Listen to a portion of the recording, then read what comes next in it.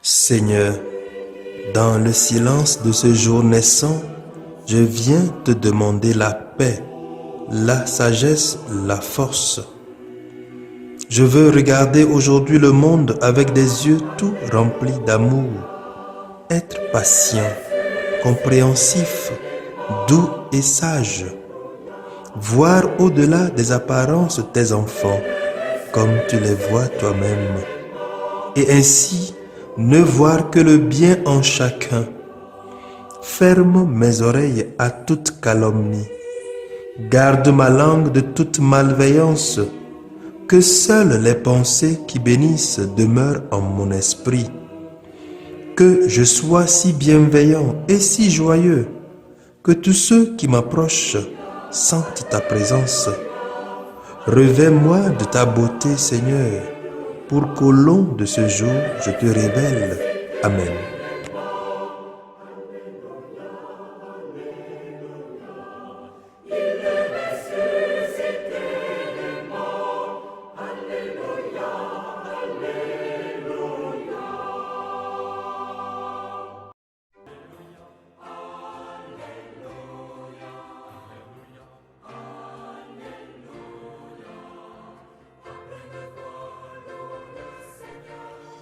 Les tests de ce samedi de la 6e semaine de Pâques, année A, lu par le Père Victor Aziabli, SM, et commenté par le Père Augustin Cassa, SM.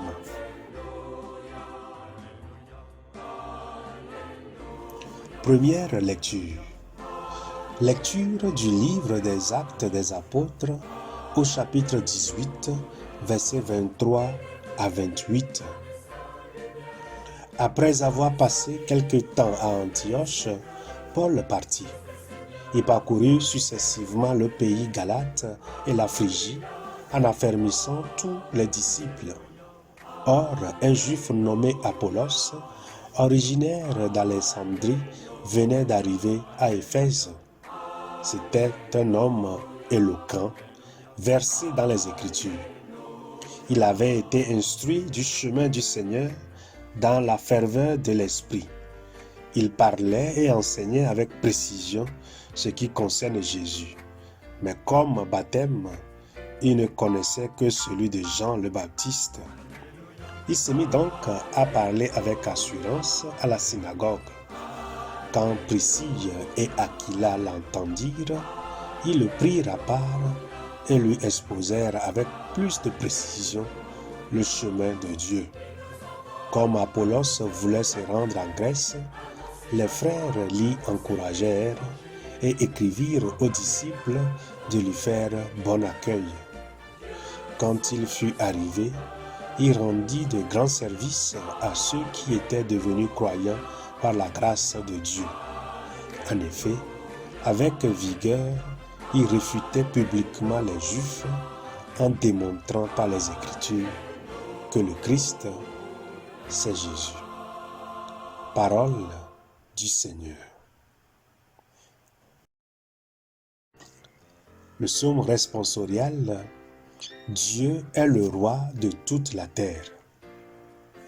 Tous les peuples battaient des mains, acclamaient Dieu par vos cris de joie, car le Seigneur est le Très-Haut, le redoutable, le grand roi sur toute la terre. Dieu est le roi de toute la terre. Car Dieu est le roi de la terre, que vos musiques l'annoncent. Il règne Dieu sur les païens, Dieu est assis sur son trône sacré. Dieu est le roi de toute la terre. Les chefs des peuples se sont rassemblés, c'est le peuple du Dieu d'Abraham. Les princes de la terre sont à Dieu, qu'il s'élève au-dessus de tous. Dieu est le roi de toute la terre.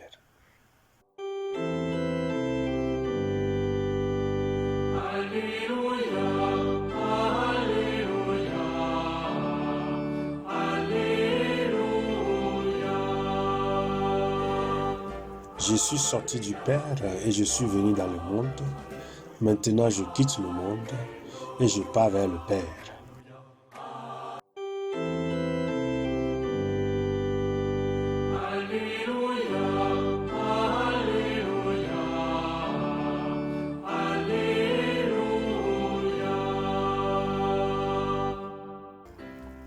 Évangile de Jésus-Christ selon Saint Jean, au chapitre 16, versets 23 à 28.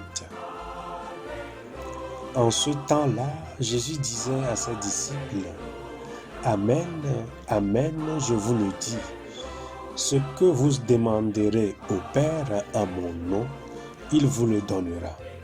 Jusqu'à présent, vous n'avez rien demandé en mon nom. Demandez et vous recevrez. Ainsi votre joie sera parfaite. » En disant cela, je vous ai parlé en image. L'heure vient où je vous parlerai sans image et vous annoncerai ouvertement ce qui concerne le Père. Ce jour-là, vous demanderez en mon nom.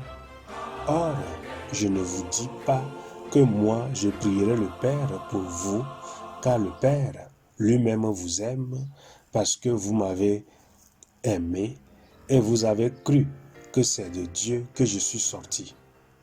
Je suis sorti du Père et je suis venu dans le monde. Maintenant je quitte le monde et je pars vers le Père. Acclamons la parole de Dieu.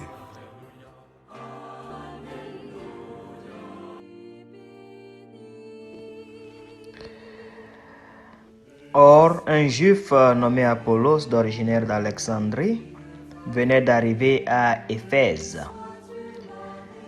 C'était un homme éloquent, versé dans les Écritures. Il avait été instruit du chemin du Seigneur. Dans la ferveur de l'esprit, il parlait et enseignait avec précision ce qui concerne Jésus, mais comme baptême, il ne connaissait que celui de Jean-Baptiste. Voilà la description que nous est donnée d'Apollos, ce contemporain de Paul qui venait d'Alexandrie. Rappelons-nous qu'Alexandrie était l'une des cités, on dirait aujourd'hui universitaires du temps de Paul.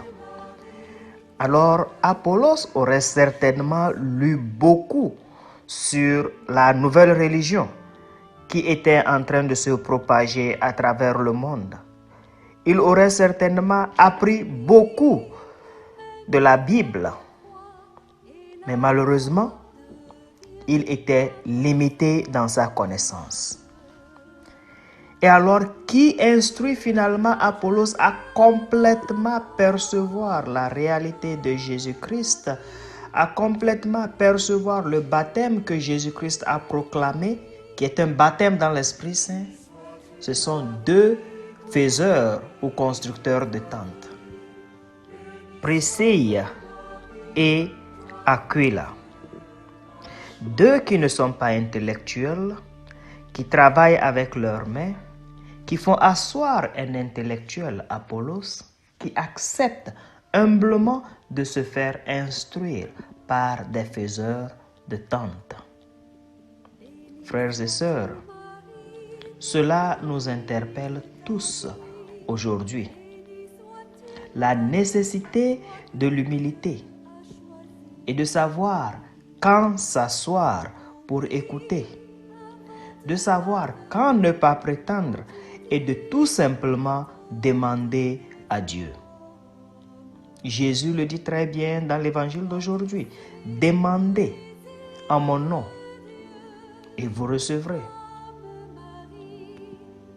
Aujourd'hui, nous sommes dans un tourbillon de cette pandémie dans le monde. Nous sommes tous en train de rechercher des remèdes et les gens sont en train de mettre sur les réseaux sociaux ce qu'il faut. Gingembre, ail, citron, artémisia, ceci et cela pour guérir. Rappelons-nous d'une chose. Avant d'appliquer la science, même si elle est parfaite, demandons la guérison à Dieu. Avant d'appliquer notre connaissance, même si elle est parfaite, demandons la sagesse à Dieu. Soyons toujours humbles pour savoir que si Dieu ne construit pas la cité, c'est en vain que bâtissent les bâtisseurs. Que Dieu bénisse sa parole dans nos cœurs. Amen.